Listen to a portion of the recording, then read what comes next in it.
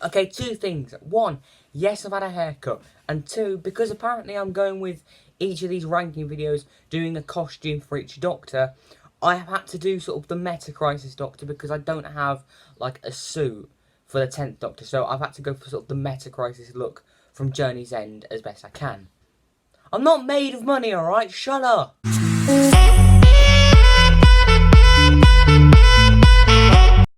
Hello everyone, Clark of the Geek here, and welcome back to a brand new video. And today we're going to be continuing the Ranking New Who series with Series 2 today.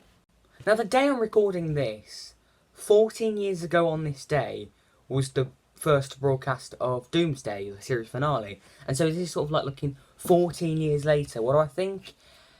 It's a bit of a mixed bag, if I'm honest. I think there is definitely good stuff to this episode. There's some great episodes, but there's quite a few bad episodes in the series, and I don't like the whole 10 Rose dynamic. I don't like the whole romance stuff. It's definitely Ross Davis' weakest series in Doctor Who.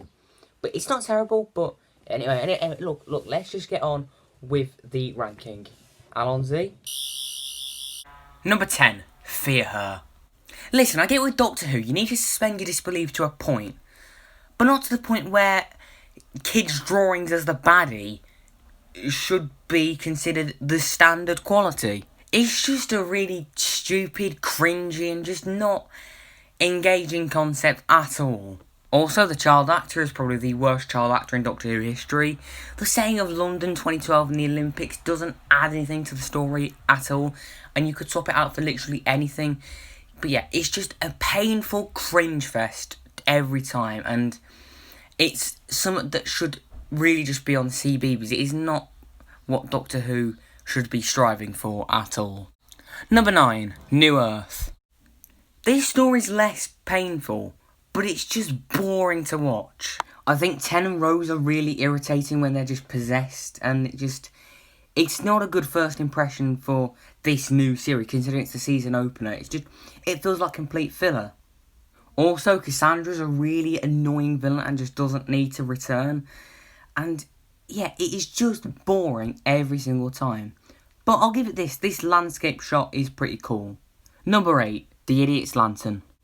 Again, I really don't like this story. I just find it really cringy, annoying, and just really poorly made. Again, 10 and Rose are just really sort of annoying, and there's so many really cringy moments that are just painful to watch. The characters are really annoying, especially that dad. Like, he's such an unlikable sod. And why the Doctor and Rose send his son back to him, an abusive dad, let me remind you, is beyond me. And as well as that, The Wire is such an annoying villain, constantly going, "Feed me!" I mean, how is that scary? That's just painful to watch. However, the Queen's coronation as the setting is really interesting, and it's woven into the narrative quite well, which is something Mark Gatiss is good at, taking historical cues and weaving them into the narrative. So I can give it that. Number 7, Sooth and Claw. Now I have a feeling this will be a bit of a controversial pick, but I really don't enjoy this story. I find it pretty boring. I just sort of struggle to remember a lot about this story because not much stands out. There is some good stuff to it. I think Queen Victoria as a historical figure is very good. She's portrayed excellently. And the direction's quite good. Some of the shots, like when the werewolf is howling and you see the silhouette of the moon, it's really nice stuff, and some of the direction's good. But it's just really forgettable.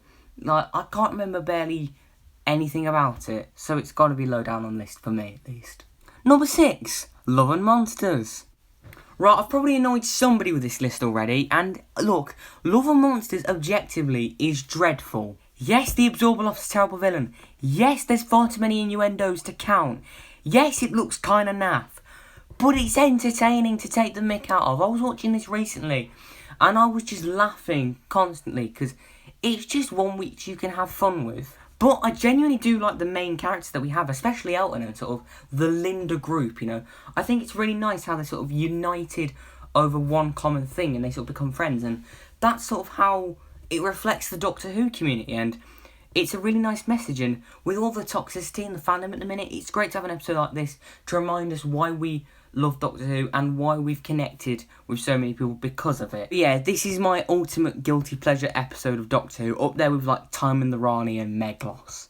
Number 5, Army of Ghosts and Doomsday. Right, at this point, I've probably lost my dignity with you guys as a critic, but let me explain. Now, part 1 is, I think, great. I think there's some great mystery set up around the ghosts and torture. It's really great build-up, and the Seidman reveal is really good. And when the Cult of Skaro come out of the Void Ship and that cliffhanger, the cliffhanger is fantastic.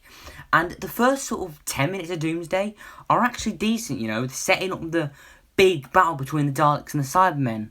But then you get to the battle, and the Cybermen are basically just chimpanzees because they don't get a single scratch on the Dalek. I mean, the Dalek-Cybermen war is just so comically one-sided. It's bordering on parody. Like, the Cybermen are my favourite villain, so to see him treated like this is just not cool, alright?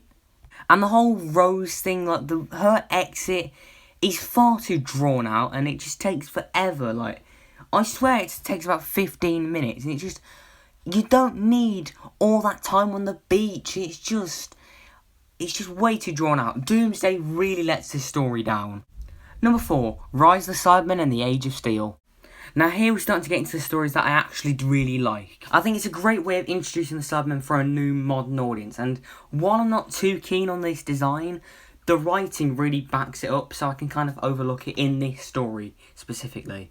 I like the parallel universe setting. It's really interesting, and it's really interesting seeing different parallel universe characters, you know, like Mickey, Jackie, Pete Tyler, etc., but in parallel universe form.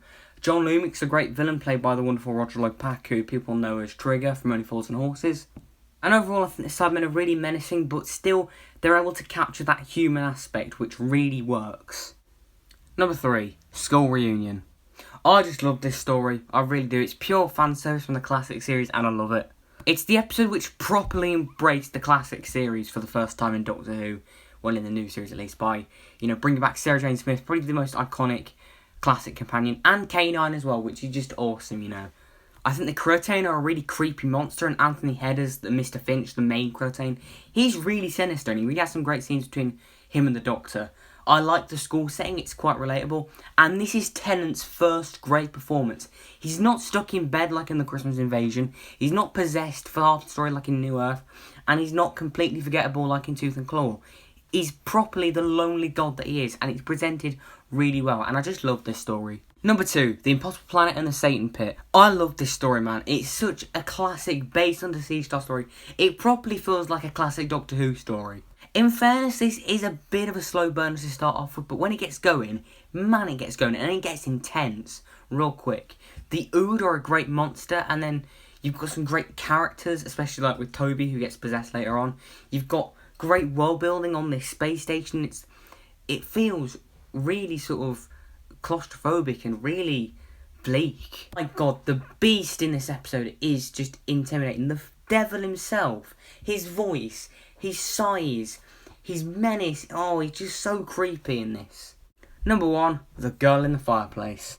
Now, I used to find this episode quite overrated, but after rewatching it with the global watch-alongs, I found a new love for this story. This really just feels like a Series 5 story, and no surprise because it's written by Stephen Moffat. It's very fairy tale in tone. You've got all of Moffat's trademark timey-wimey concepts in there, and it's great. The scale of it feels so grand being set two completely different time zones, but linked to make it feel really personal. I think the Clockwork Droids are a really creepy enemy, and I think the Doctor's relationship and his chemistry with Madame Pompadour in this story, although I don't usually like the romance stuff, I think Moffat does it in a way in this story which just makes it work, and I don't know why. But I've found a new appreciation for this story, and I love it a bit.